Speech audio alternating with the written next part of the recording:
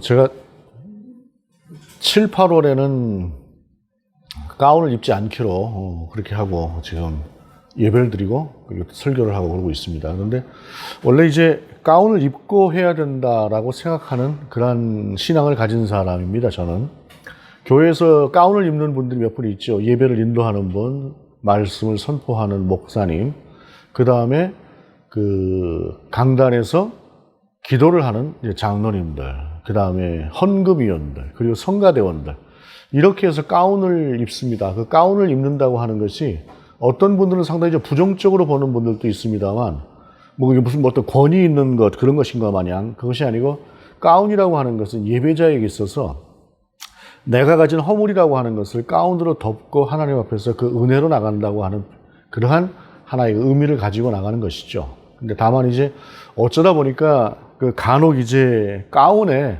지나치게 다른 것들을, 다른 의미들을 이렇게 화려하게 새기기도 하고 해서 좀 빈축을 사기도 합니다만, 원래 가운의 의미라고 하는 것은 나를 그 가운 안에, 그러니까 허물 많은 나를 가운 안에 감추고 하나님 앞에 나간다, 은혜로 나간다라고 하는 그러한 의미를 갖고 있는 것입니다. 그런데 왜 7, 8월 달에 가운을 안 입느냐?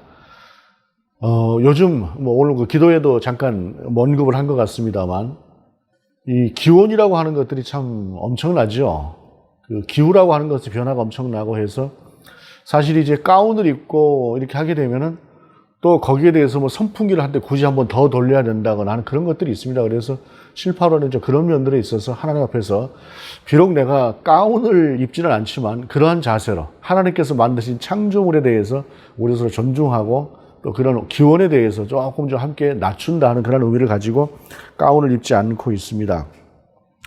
가운을 입는다 또는 어떤 교리가 어떠한 부분에 있어서 이런 것들은 좀 글쎄 하는 이제 그러한 부분들이 없지 않아 있습니다. 세상을 사는 데는 여러 가지 어떤 이런 규칙들이라고 하는 것들이 있습니다. 교회에서 중요한 그런 규칙을 교리라고 이야기를 합니다. 근데 어떤 것들은 보게 되면 좀 비합리적인 것처럼 보이기도 합니다. 그래서 어떤 교회들은 봄이고 여름이고 가을이고 겨울이고 할 것 없이 그냥 셔츠 하나 입고 예배를 드리기도 하고 말씀을 선포하기도 하고 합니다만, 또 그분들 나름대로의 어떤 신학이 있는 것이고, 우리 나름대로의 신학이라고 하는 것은 하나님 앞에서 이렇게 나 자신의 허물을 감추고 나간다라고 하는 그런 의미를 갖는 것이고, 또한 특별히 교회 안에서 예법이라고 하는 것들을 좀 중요하게 생각을 하고 나간다라고 하는 철학을 가지고 나가는 것입니다.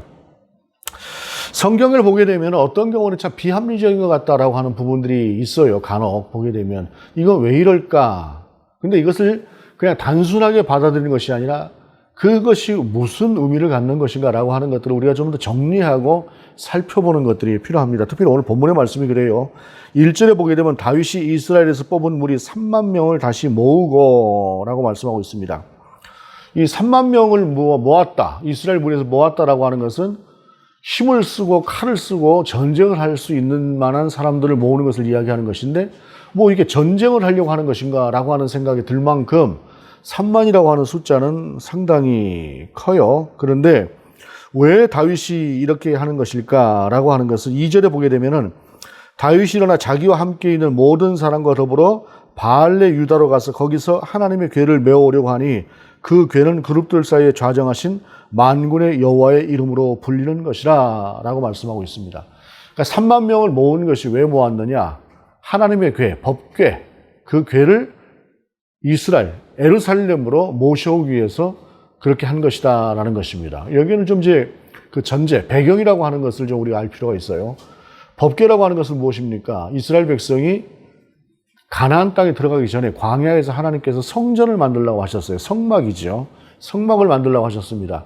그 주위에는 말뚝을 박아서 말하자면 담을 하나의 경계를 만들고, 그 다음에 거기에 천막으로 가죽을 뒤집어 씌워서 그 성전을 만들고, 성전을 나눠서 저 안쪽 깊숙한 성전을 지성소라고 하고 바깥 성전을 성소라고 이야기를 합니다. 그래서 바깥에서, 그러니까 성전 바깥에서, 성막 바깥에서 어떤 이제 불을 태운다라고 하는 그런 행위들을 하고, 그 다음에 안에 들어가서는 향을 피운다거나 하고, 또 그리고 그 안쪽 지성소라고 하는 것에는 하나님께서 무엇을 두라고 하셨느냐? 궤라고 하는 것을 두라고 하셨어요. 궤라고 하는 것. 옆으로 한 110cm쯤 되는 자그마한 궤입니다. 그 궤를 두어서 그 궤에다 무엇을 두느냐? 모세를 통해서 하나님께서 주신 10계명, 그 10계명의 돌판을 그 안에 두고 아론의 그 쌍난 지팡이를 그 안에 두라 그랬어요. 아론의 쌍난 지팡이가 왜 의미가 있느냐? 하나님께서 특별하게 아론이라고 하는 사람을 제사장으로 세우고 당신께서 세우셨다라고 하는 것을 사람들 가운데 보이셨던, 확증하셨던 그러한 것이 지팡이를 통해서 살갗꽃이 피는 것으로 나타나셨기 때문에 그 지팡이를 두고, 그리고 그 다음에 광야에서 이스라엘 백성들이 먹었던 만나를 항아리에 담아서 그 안에 두라라고 말씀을 하시고, 그 세 가지를 갖추어서 법궤 안에 넣고 법궤를 안쪽에 두라라고 말씀하셨어요. 이렇게 해서 이스라엘 백성이 성막을 짓고 그 안에 궤를 놓고 할 때에 이제 이동을 하지 않습니까? 계속 광야에서. 그리고 가나안 땅으로 들어가잖아요. 그런 과정에서는 항상 제사장들이 그 법궤를 가장 앞에 앞세우고 그렇게 나아갔습니다. 그리고 그 전쟁 가운데서 항상 이스라엘은 승리를 했습니다. 그러다가 이제 어떤 일이 벌어지냐면은 사무엘의 시대가 막 열리기 전에 엘리가 제사장으로 있던 그 시대에 이스라엘 백성이 블레셋과 전쟁을 하다가 자꾸 져요. 그러니까 우리가 법궤를 가지고 와서 이 법궤를 앞세우고 나가서 우리가 전쟁을 해보자 라고 사람들이 생각을 했습니다. 그래서 그 법궤를 가지고 와서 법궤를 앞에 모셔놓고 전쟁을 치렀는데 전쟁에도 지고 법궤도 블레셋 가운데 빼앗겨버리고 말았습니다. 이렇게 해서 그 법궤가 어디로 갑니까? 아스돗에 있는 다곤의 신전이라고 하는 곳으로 가요. 아스돗에 있는 다곤의 신전이라고 하는 곳으로 가는데 그곳에서 몇 달 동안 이 법궤가 있다가 어느 순간인가 이 사고가 하나 터집니다. 사고가 하나 터진 것이 뭐냐면 다곤이라고 하는 이제 신이 블레셋 사람들이 섬기는 신인데 위는 사람이고 밑에는 물고기 형태가 돼 있다라고 그렇게 이야기를 해요. 그런데 그림에 따라서 보게 되면 전해지는 물은 그림에 따라서 보면 다릅니다. 뭐냐면 이 망토 같은 비닐이 뒤쪽에 달려 있고 뭐 아픈 사람 모양이고 이런 식으로 되어 있기도 하고 또 어떤 경우는 위에는 사람인데 밑에는 물고기인 것처럼 되어 있기도 하고 하는데 이 다곤이라고 하는 신이 블레셋에서 최고의 제1의 신이에요. 그 다곤 신당이 있는 옆에다가 여호와의 법궤를 딱 모셔놨습니다. 그런데 어느 날 다곤 신이 쓰러져 있는 거예요. 아무 짓도 안 했는데 쓰러져 있는 것입니다. 그래서 이상하다고 세워놨어요. 또 그 다음날 가봤더니 이번에는 다곤 신의 목이 떨어져 나가고 손목이 떨어져 나가 있는 상태로 쓰러져 있었습니다. 블레셋 사람들이 놀랬지요. 이게 하나님의 궤라고 하더니 정말 하나님이 이 궤 가운데 함께 하신다고 하더니 이거 큰일 나겠다 싶어서 그 궤를 이제 부랴부랴 넘깁니다. 가드라고 하는 것으로 그 궤를 가져다 놓는데 그 가드라고 하는 곳에서도 갑자기 그냥 큰 진노가 임합니다. 독종이 일어나고 피부병이 일어나고 하면서 난리가 나요. 아이고 이거 안 되겠다 싶어서 에그론이라고 하는 것으로 보냅니다. 근데 그곳에서도 너무 두렵다 보니까 아이고 우리 못 받는다 해서 결국에 가져다 놓은 것이 어디냐? 기럇 여아림이라고 하는 블레셋에서 이스라엘 쪽으로 살짝 들어오는 그 기럇 여아림이라고 하는 것으로 법궤를 가져다 놓습니다. 그리고 이스라엘 백성은 그것을 잊어버리고 사울이 왕이 됩니다. 사무엘 때에도 그 법궤는 그대로 두고 사울 때에도 그 법궤는 그대로 두는데 그 뒤로 이제 마침내 이스라엘의 왕이 다윗이 왕이 되었지 않습니까?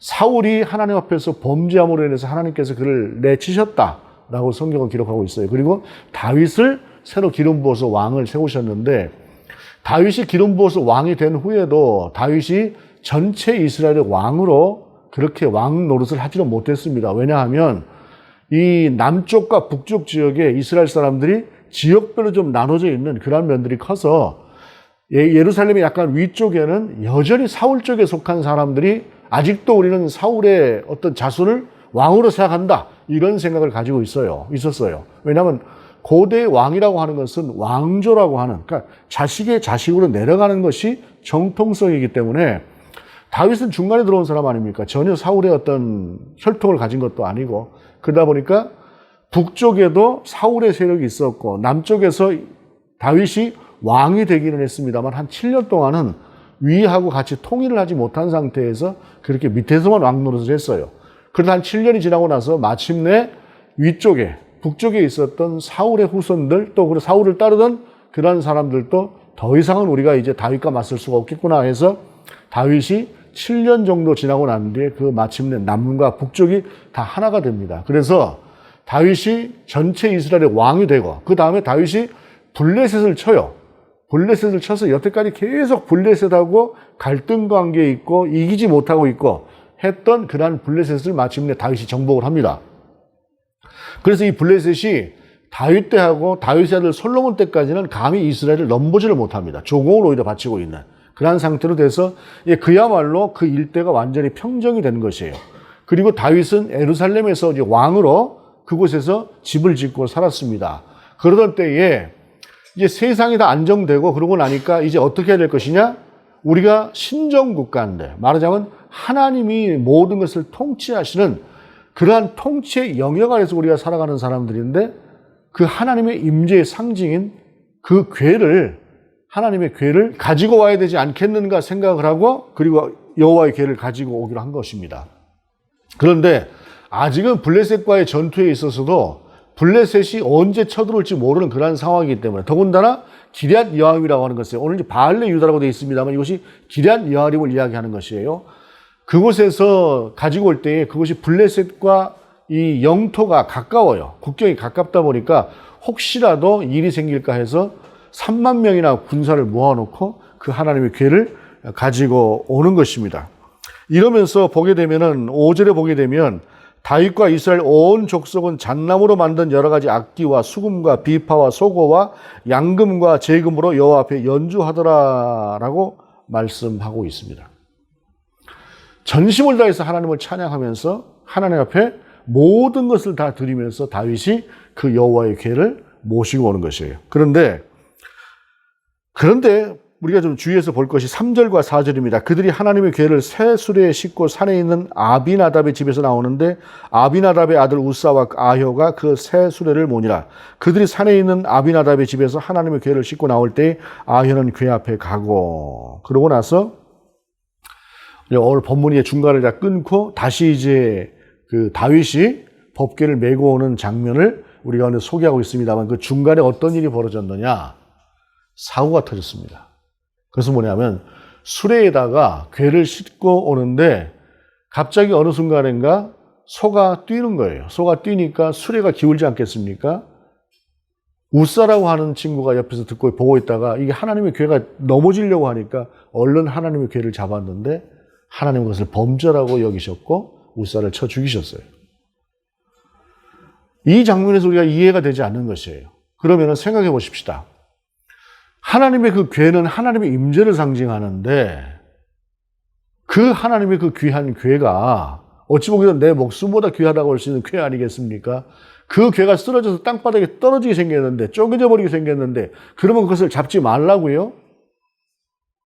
이건 말이 되지 않지 않습니까? 그런데 그것을 잡았다고 하나님께서 우사를 치셨어요. 그래서 그것을 베레스 우사라고 이야기를 합니다. 베레스라고 하는 것은 찢었다라고 하는 그런 의미가 있어요. 우사가 찢겨 죽였다라고 하는 그런 이야기예요. 이게 무슨 말이 되는 소린가라고 생각을 해볼 수가 있는데 그런데 여기는 이유가 있습니다. 그것은 뭐냐면 민수기 4장 15절에 이렇게 말씀하고 있어요. 진영을 떠날 때 아론과 그의 아들들이 성소와 성소의 모든 기구 덮는 일을 마치거든 고핫 자손들이 와서 매일 것이요. 이것은 법궤에 대해서 이야기하는 것입니다. 매일 것이니라. 그러나 성물은 만지지 말라. 그들이 죽으리라. 회막 물건 중에서 이것들은 고핫 자손이 매일 것이며 라고 말씀하고 있습니다. 무슨 말씀이냐면 법궤에는 양쪽에 고리가 있어요. 고리가 있어서 긴 막대기를 가지고 그 고리에다 연결을 해서 반드시 이것을 고핫 자손만이 이것을 매게 되어 있습니다. 매고 옮기게 되어 있습니다. 이것이 법입니다. 그리고 그 성물, 법궤를 만지면 죽을 것이다라고 말씀을 하셨습니다. 그런데 이스라엘 백성이 다윗이 그것을 몰랐던 것입니다. 그것을 몰랐던 것이고 그래서 수레에다 이것을 옮긴 것이에요. 그 중에서 수레에다가 싣고 오다가 거리가 머니까 그랬을 수도 있겠죠. 싣고 오다가 이것이 떨어지려고 했을 때 우사가 그것을 잡으니까 성물을 만진 죄로 그가 죽었던 것입니다. 모르고 행했던 것이. 그의 의도가 아무리 선했어도 결과는 하나님의 진노를 받아서 그가 죽었다라고 하는 사실입니다. 왜 그랬을까? 우리가 이 답을 다 알 수 없습니다. 그런데 중요한 것은 이렇게는 우리가 분명히 생각해 볼 수가 있어요. 하나님의 말씀대로 살지 않았던 사울의 시대에는 하나님께서 그것을 그대로 두셨다고 볼 수도 있습니다. 근데 이제 하나님의 말씀대로 살겠다고 하는 다윗의 시대가 열렸습니다. 이제 하나님이 우리의 왕이십니다. 나는 그저 하나님의 종일 뿐입니다. 라고 생각하는 다윗이 왕이 되어서 이제 하나님이 우리를 통치하십니다고 그 여호와에게를 상징적으로 모시고 올 때에 그러면 그것을 모시고 오는 방법은 어떤 방법이어야 될 것인가? 그것은 하나님의 뜻대로 하는 방법이어야 된다는 사실입니다. 그리고 하나님께서는 그 뜻대로 어떻게 하느냐? 반드시 고핫 자손이 메고 가라. 그리고 절대 손으로 만지지 마라. 만지면 죽는다. 라고 하는 말씀을 주셨던 것이에요. 이것이 우리가 합리적인 어떤 사고를 가지고는 이 말에 대해서, 이 말씀에 대해서 이의를 제기할 수도 있습니다. 그런데 분명한 것은 하나님은 합리적인 것으로만 우리를 이끌어 가시지 않는다는 말입니다. 그리고 이러한 말씀이 있었다고 하는 사실을 몰랐던 다윗도 함께했던 사람들도 모두가 다 놀라고 두려워하고 심지어 다윗은 분했다라고 이야기를 하고 있습니다. 내가 이렇게 하나님 앞에 최선을 다하고 있는데 이런 일이 있을 수가 있다니 아마 다윗 속에서는 그런 분노가 있었을 수 있을 것입니다. 하나님을 향해서 왜 이러십니까? 라고 하는 그런 항의하는 마음이 있었을 것입니다. 그런데 새 시대를 열면서 이제 하나님 앞으로 우리가 모두 나아가자라고 하면서 그 나아가는 방법이 하나님께서 명하신 대로 나가는 방법이 아니라 자기 자신의 생각대로 나아가는 것을 하나님께서는 옳은 일이라고 하시지 않았다라고 하는 사실입니다. 세상을 살아가면서 특별히 그리스도인들이 가져야 될 자세가 바로 여기에서 이 말씀을 보고 생각할 필요가 있습니다. 오늘날 많은 그리스도인들이 합리적이라고 하는 것들에 대해서 생각을 합니다. 자기가 가진 어떤 상식으로 모든 것을 맞추려고 합니다. 물론 하나님께서 세상을 통치해가는 방법은 대부분이 합리적입니다. 비이성적인 방법으로 우리를 끌어가시지 않습니다. 외골수적으로만 끌고 가시지 않습니다. 그러나 때로는 이것은 이대로라고 하는 하나님의 방법이 있습니다. 그것이 이해가 되지 않는 방법일 수 있습니다. 간혹 우리의 인생이라고 하는 것이 어느 순간인가 나는 정말로 하나님의 뜻대로 하나님의 뜻을 따라서 가고 싶음에도 불구하고 정체되어지고 지체되어지고 어찌 보면 광야와도 같은 그러한 세월로 내가 놓여지는 경우가 있습니다.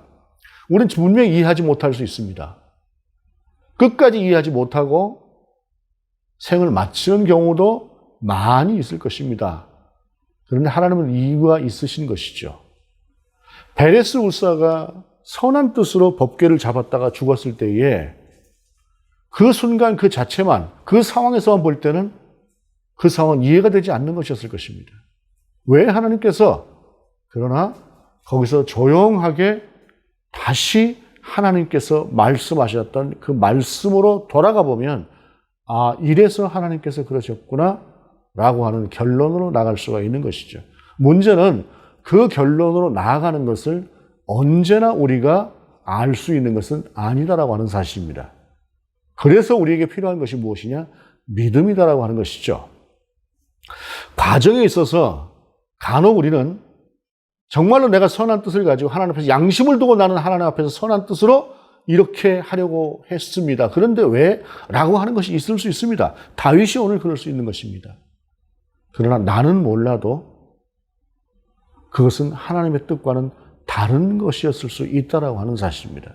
위험한 것은 모든 것을 이러한 공식으로 보는 것은 위험합니다. 그러나 중요한 것은 하나님은 하나님의 방법으로 우리를 인도해 가신다라고 하는 사실입니다. 그리고 그 중에 내가 결코 이해하지 못할 수 있는 것들도 있다라고 하는 사실입니다.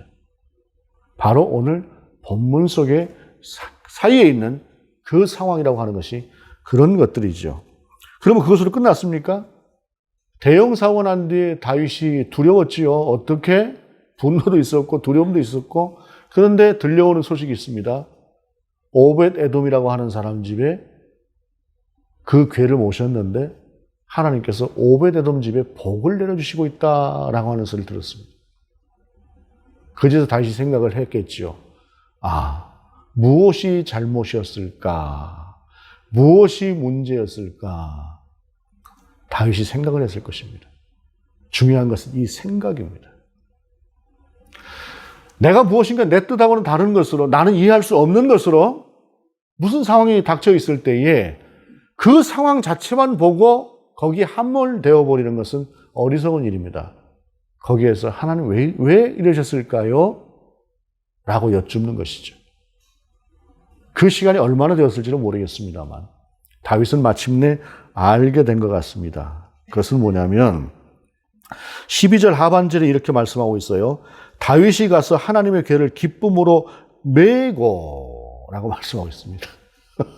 수레에 싣고에서 여호와의 궤를 메고 라고 말씀하고 있죠. 오베데돔의 집에서 다윗성으로 올라갈새. 다윗은 이것은 손으로 만지고 그저 내 마음만 그러니까 좋은 수레에다 해서 이렇게 싣고 옮기는 것이 아니라 하나님께서 정하신 하나님의 법칙대로 해야 되는 것이구나 라고 하는 것을 다윗은 알게 되었다는 것입니다. 다윗이 기도하다가 알게 되었는지 아니면 제사장들에게 물어봤는지 무엇으로 해서 알게 되었는지는 모르겠습니다만 하나님께서는 다윗에게 알게 하신 것입니다. 그리고 오벳에돔의 집에 복을 내려주시면서 다윗에게 어쩌면 이렇게 말씀하실 것입니다. 다윗아, 네가 생각하는 것이 아니야. 다시 생각해봐. 무엇 때문인가? 했을 때 다윗은 생각했겠죠. 그러고 나서 자신의 잘못을 알았을 것입니다. 그러면서 13절에 보게 되면은 여호와의 궤를 맨 사람들이 6걸음을 가매. 그러니까 여호와가 다윗이 그 궤를 메었다는 것이 아니라 다윗이 이제 메고 가야 된다라고 하는 것을 알았다는 것이에요. 그리고 여호와의 궤를 맨 사람들이 6걸음을 가매 다윗이 소와 살진 송아지로 제사를 드리고 다윗이 여호와 앞에서 힘을 다하여 춤을 추는데 그때 다윗이 배 예봇을 입었더라. 다윗과 온 이스라엘 족속이 즐거이 환호하며 나팔을 불고 여호와의 궤를 메어 오니라.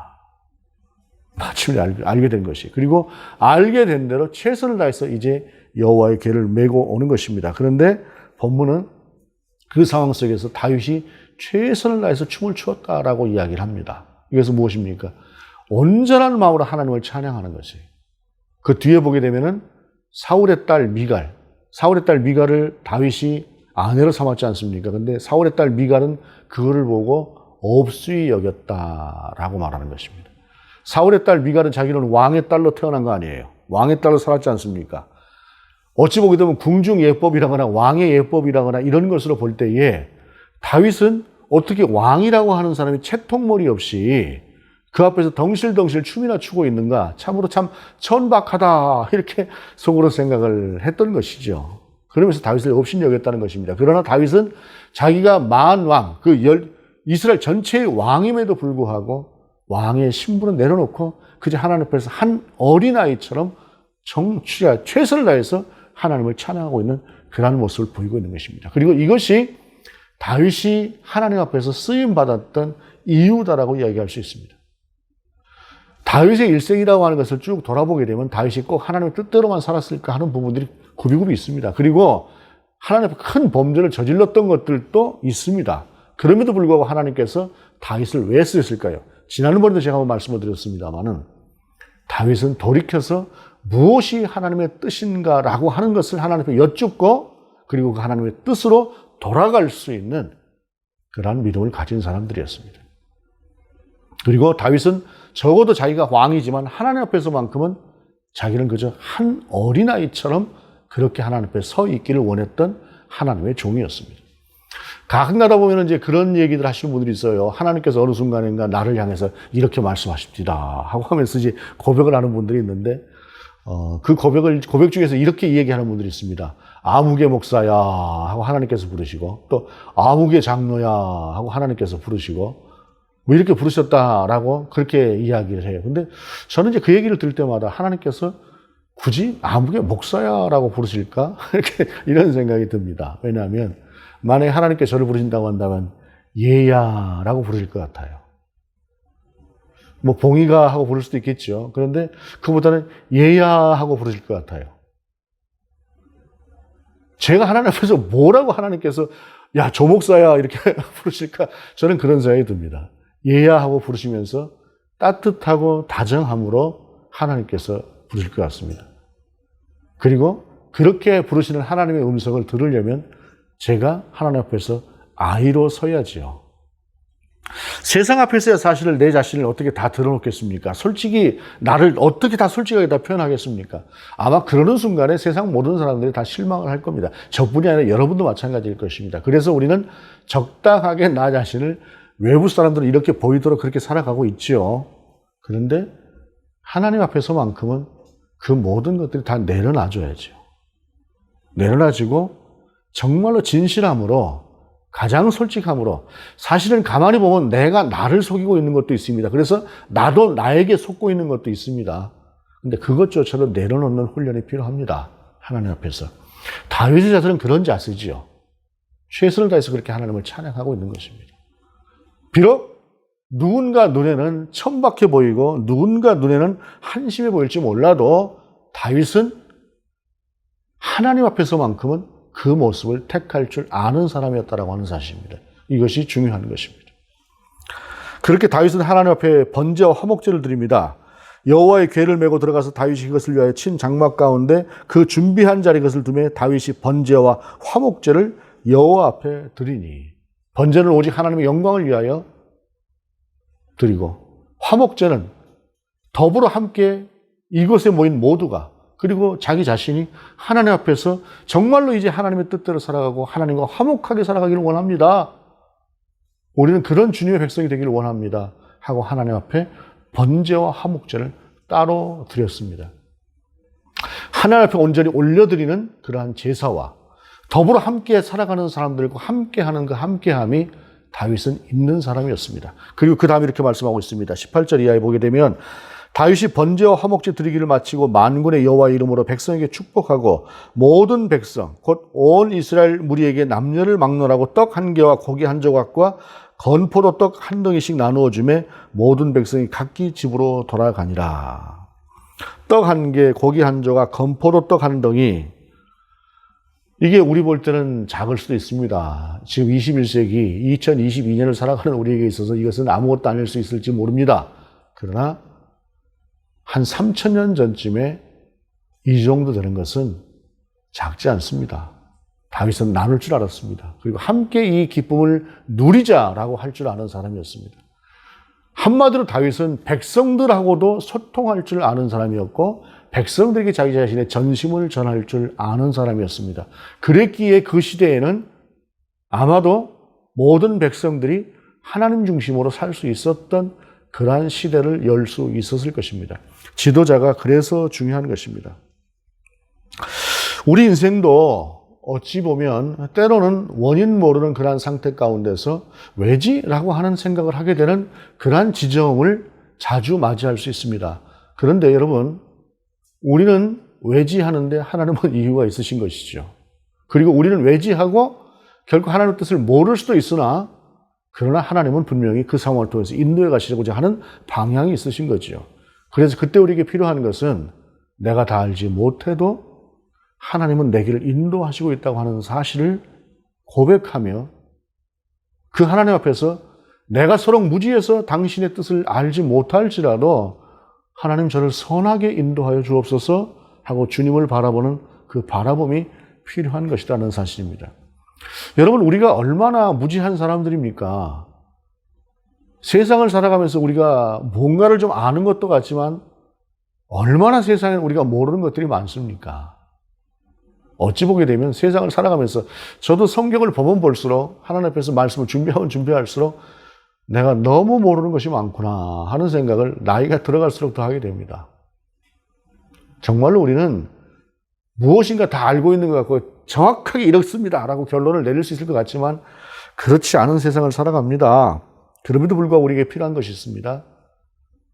우리가 주님을 향한 믿음입니다. 그리고 세상은 하나님의 뜻과 하나님의 기준에 의해서 움직여간다고 하는 사실입니다. 그것은 내가 이해하는 것하고 이해하지 못하는 것하고 전혀 상관이 없습니다. 그래서 우리에게 필요한 것은 무엇입니까? 하나님이 제 삶의 중심입니다라고 하는 것을 고백하는 것입니다. 그리고 그렇게 인정하고 살아가는 것입니다. 때로는 이해가 되지 않을지라도, 때로는 내가 실패한 것 같을지라도 그렇게 살아가는 삶을 통해서 하나님께서는 오늘 그 여호와의 궤를 결국 다윗성으로 다윗이 있는 그 예루살렘으로 허락하신 것처럼 저와 여러분의 인생을 또한 그렇게 인도하시고 허락하실 것입니다. 기도하시겠습니다. 하나님, 우리가 연약하고 또한 미련함으로 말미암아 하나님의 뜻을 온전히 분별하지 못하고 또 하나님의 뜻대로 행하지 못하는 그러한 삶의 여정이 참으로 많을지라도 하나님, 연약하고 부족하고 어리석은 우리를 그래도 알게 하시고 그래도 깨닫게 하셔서 오늘 하나님의 궤가 무사히 예루살렘으로 들어온 것처럼 우리의 인생도 무사히 주님과 함께 그렇게 살아내는 인생이 될 수 있도록 인도하여 주옵소서. 주 예수 그리스도 이름으로 기도드립니다. 아멘.